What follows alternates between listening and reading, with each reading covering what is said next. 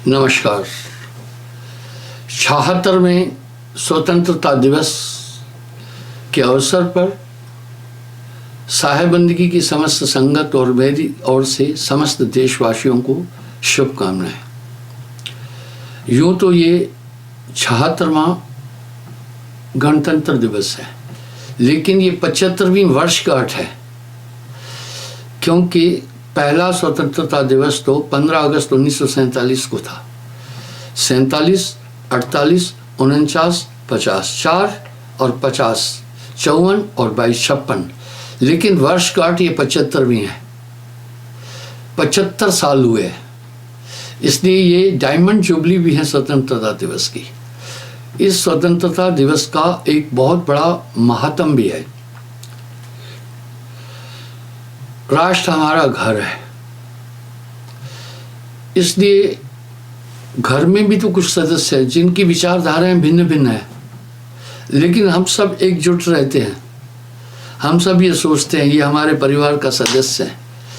विचारधाराएं भिन्न होने के बावजूद भी हम एक दूसरे से सामंजस्य बिठाकर जीते हैं। संभव है यहाँ विविध जाति, धर्म और मान्यताएं और ट्राइबल कस्टम को फॉलो करते हैं लोग, ये अलग बात है। और ये राष्ट्र इसके लिए स्वतंत्रता भी देता है, लेकिन हमें ये बात नहीं भूलनी होगी कि राष्ट्र हमारा घर है। उसके उत्थान के लिए हम सब मिलजुल कर समझौता करें और रहें, तभी राष्ट्र का उत्थान हो सकता है। रामायण में एक चौपाई है, जहाँ सुमति तह संपत्ति नाना, जहाँ कुमति तह विपत निदाना। जिस घर में कलह होगी वहाँ सुरक्षा नहीं होगी। हमें सावधान होना है। कुछ लोग अपनी महत्वाकांक्षाओं के लिए, धार्मिक महत्वाकांक्षाओं के लिए, राजनीतिक महत्वाकांक्षाओं के लिए एक सौहार्द का वातावरण बिगाड़ रहे हैं। इसलिए सबसे ये प्रार्थना है कि हमें इन सब चीज़ों को समझना होगा। यदि हम आपस में लड़ते रहेंगे, राष्ट्र कमज़ोर हो जाएगा, बेहद कमज़ोर हो जाएगा। पशु पक्षी, कीट पतंग, जीव जंतु भी तो समझौता कर लेते हैं ना, और वो साथ रहते हैं। मैंने एक उदाहरण दिया, हमारे साम के पेड़ के नीचे गिटारी भी हैं, कौवे भी रहते हैं, और कोयल भी हैं, उल्लू भी रहता है, और पक्षी भी हैं। उन सब ने समझौता कर लिया। जंगल में आप देखते हैं जीव जंतु रहते हैं, समझौता कर लेते हैं। हम सब तो मनुष्य हैं, हमारे लिए इसकी समस्या नहीं आनी चाहिए। अगर हम आपस में लड़ते रहे तो हमारे देश का विकास रुक जाएगा। आप देखें, जिस देश में समानता है, समरसता है, वो देश उत्थान करते हैं। इसलिए हर जाति, हर धर्म, हर बरादरी, हर कुनबे के सदस्य का कर्तव्य बनता है राष्ट्र को अपना घर समझें। राष्ट्र सुरक्षित है तभी हम सब सुरक्षित हैं। अगर राष्ट्र विखंडित है, यहाँ कलह है, तो हमारी क्रेज़ खत्म हो जाएगी। इसलिए जब राष्ट्र संपन्न और खुश है तो हर एक नागरिक को अच्छी सुविधा मिल जाती है। मैं देशवासियों से ये प्रार्थना करना चाहूँगा कि हम सबको ऐसे तत्वों से सावधान रहना होगा जो सामाजिक और पारिवारिक सौहार्द को में डिस्टर्ब कर रहे हैं। उनकी महत्वाकांक्षाओं को हमें समझना होगा और हमें एकजुट तो हर हाल में रहना होगा। इसके अलावा कोई चारा नहीं है। यहाँ विविध धर्म पल्लित हैं भारत में, और सभी को यहाँ समान अधिकार, समान जीने की छूट भी है। तो इसमें कुछ लोग जो है वो अपने हितों के लिए, अपने मतलब के लिए, अपने राजनीतिक अवसरवादिता के लिए थोड़ा सा माहौल बिगाड़ रहे हैं। समाज को इससे सतर्क रहना होगा। जब हर एक नागरिक सतर्क होगा तो किसी पर कोई असर नहीं पड़ेगा। हमें हर हाल में मिलकर रहना है, इसके अलावा कोई चारा नहीं है। एक दिन फाटक के पास एक बिल्ली और कुत्ता दोनों साथ में सोए हुए थे, अलग अलग।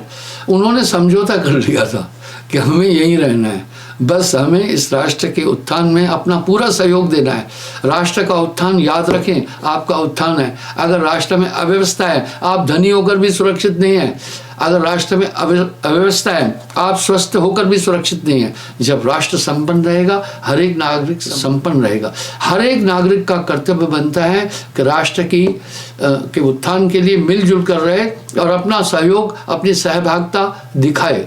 अन्यथा हम सबका वैसा ही हाल हो जाएगा जैसे हमारे पड़ोसी कुछ देशों में, जहां लोकतंत्र का गला घुट गया है। विश्व बरादरी उन पर कोई भरोसा नहीं करती है। हमारा संविधान और हमारा धर्म धर्म वासुदेव विश्व कुटुम्बकम् का संदेश देता है, इसलिए शांति का संदेश भी हम लोगों ने दिया है और एकजुटता का और धार्मिक सहिष्णुता का भी संदेश हमारे देश ने दिया है। तो ये हम लोगों के लिए बहुत आवश्यक होगा, क्योंकि भारत सच में विश्व गुरु था और सभी मान्यताएं भारत ने, इसकी संस्कृति भी संपन्न है। इसे और संपन्न करना, आप कितने भी मजबूत हैं, कितने भी धनवान हैं, अगर राष्ट्र सुरक्षित नहीं है तो आप सुरक्षित कभी भी नहीं हो सकते। इसलिए पहले हमें राष्ट्र को सुरक्षित करना है, तभी हम मजबूत हो जाएंगे। जब राष्ट्र मजबूत होगा, हर नागरिक मजबूत होगा। आप हम सब देख रहे हैं, संसार में कुछ ऐसे देश हैं जहां मनुष्य की कोई कीमत नहीं है, वहाँ की व्यवस्था उत्तम नहीं है और आदमी का एकदम डाके पड़ते हैं, उनको ख़त्म कर दिया जाता है। तो उन देशों में रहने वाला आदमी कितना भी अच्छा है, कितना भी संपन्न है, वो वहाँ सुरक्षित नहीं है। आप एक चीज़ का और भी ध्यान दें, आप एक चीज़ पर और भी चिंतन करें, उस पर पक्का चिंतन करें कि हमारे कुछ देशवासी जो बाहर रह रहे हैं वो वहाँ की संस्कृति को भी थोड़ा फॉलो कर रहे हैं। कोई बात नहीं है, हर देश की अपनी संस्कृति है, क्योंकि संस्कृति का आधार ही भौगोलिक स्थिति है। हमारा पहनावा, हमारा खान पान, हमारा भोजन आदि, हमारी जीवन शैली वहाँ के वातावरण के अनुसार है। अतीत से बहुत कुछ सीखा जा सकता है, बहुत छोड़ने योग्य है। कई देशों की कुछ चीज़ें हैं जो हम अपना सकते हैं, कई ऐसी है जो हमारी संस्कृति से मेल नहीं खाती है, उनको हम अपनी संस्कृति में सीमित नहीं कर सकते। लेकिन हमें विरोध नहीं करना है, पर हमें अपनी संस्कृति, अपने राष्ट्र, अपने यहाँ के नियम, हमारे पूर्वजों द्वारा दी हुई विशाल संस्कृति और मान्यताएं और जीवन शैली का ध्यान रखना होगा। अन्यथा ऐसा अगर नहीं है तो हम किसी भी कीमत में फिर सुरक्षित नहीं है। और ये तभी संभव है जब हम में एक मानवीय दृष्टिकोण आ जाए, एक मानवीय दृष्टिकोण आ जाए, एक हमारे अंदर मान्यता हो कि हम सब एक ही ईश्वर के संतान हैं। जब ये सम्यक भाव हमारे अंदर आएगा तो हमारे अंदर का वैमनस्य धीरे धीरे खत्म होता जाएगा। संभव है, कुछ लोग जो नहीं समझ रहे हैं, अगर हमारा प्रयास उत्तम रहेगा धीरे धीरे समझा दिया जाएगा। आप देख रहे हैं विगत कुछ समय से थोड़ा राष्ट्र में धार्मिक उन्माद की चीज़ें उठ गई हैं ज़्यादा। ये पोषित है, हमारे थोपित है, हमारे देश पर थोपी गई चीज़ है। यहाँ तो हम सब मिलजुल कर रहते थे, हम सबकी फितरत एक जैसी थी, कोई झगड़ा नहीं था, कोई झंझट नहीं था। कुछ राष्ट्र हमारे देश को कमजोर करना चाहते हैं। आप हर एक नागरिक का कर्तव्य राष्ट्र मजबूत रहे। जो राष्ट्र मजबूत नहीं है उसका राष्ट्रवासी कभी सुरक्षित नहीं हो सकता है।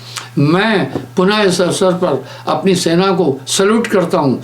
बहुत बलवान और देशभक्त है वो, अपने राष्ट्र के लिए 24 घंटे सर्दी क्या, बरसात क्या, आंधी क्या, तूफान क्या है, वहाँ पर अपने राष्ट्र की सुरक्षा के लिए लगे हैं। वो उनका कर्तव्य है, राष्ट्र को सुरक्षित रख रहे हैं। पर आंतरिक सुरक्षा के लिए हर एक नागरिक का कर्तव्य बनता है कि वो भी मुस्तैद रहे, वो टोके जहाँ गलत कार्य हैं वहाँ पर वो सुधार के लिए करे, नागरिक अपने अधिकारियों को भी ठीक से समझे।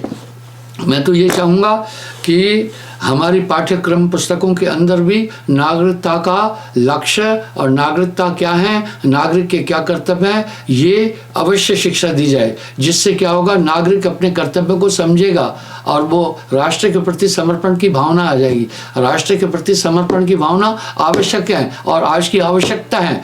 अगर ये समर्पण की भावना राष्ट्र में न आई, हम विखंडित हो जाएंगे। बड़ी मुश्किल से हमने स्वतंत्रता प्राप्त की है और जब आप देखें जिस समय हम पराधीन थे तो हमें कोई सुरक्षा ही नहीं थी, सभी चीज़ें थोपी जा रही थी। अब हम स्वतंत्र हैं, कोई भी देखिए, और स्वतंत्रता के 4 स्तंभ हैं, उन चारों को भी मजबूत होना होगा। पहला विधायिका, कार्यपालिका, न्यायपालिका और प्रेस, इन चारों को भी सहिष्णु होना होगा और सतर्क होना होगा, तब लोकतंत्र मजबूत हो पाएगा। अन्यथा लोकतंत्र कमजोर हो गया, हर आदमी कमजोर हो जाएगा। लोकतंत्र की मजबूती का मतलब है कि हर एक व्यक्ति सशक्त हो, हर एक व्यक्ति स्वतंत्र हो, शिक्षण दृष्टि से, व्यावसायिक दृष्टि से और अपनी राय रखने की दृष्टि से वो स्वतंत्र हो। इसको डैमेज नहीं होने दिया जाए, किसी भी कीमत में नहीं होने दिया जाए। और ये सौहार्द, धार्मिक सौहार्द और भाव हमें अवश्य रखना ही होगा, अन्यथा हम बहुत कमज़ोर हो जाएंगे। मैं पुनः आप सबसे ये प्रार्थना करूँगा कि इस विषय में हम सब गंभीरता से चिंतन करें। ये आवश्यक है, आज की बहुत बड़ी आवश्यकता है। हम आपस में नहीं लड़ें, हम आपस में खून खराबा नहीं करें। ये कुछ दिनों से बहुत ज़्यादा बढ़ गया है, कुछ समय से। ये तो थोपित चीज़ें हैं। हमारे यहाँ सभी धर्म फलित हो रहे हैं, पल्लित हो रहे हैं, सब मिलजुल कर रहते थे। ये माहौल कुछ लोगों ने अपनी, कुछ पड़ोसियों ने, कुछ इधर उधर के लोगों ने अपने हितों के लिए बिगाड़ा, राष्ट्र को कमज़ोर करना चाहा। राष्ट्र कमज़ोर होने का मतलब है हर व्यक्ति कमज़ोर हो जाएगा।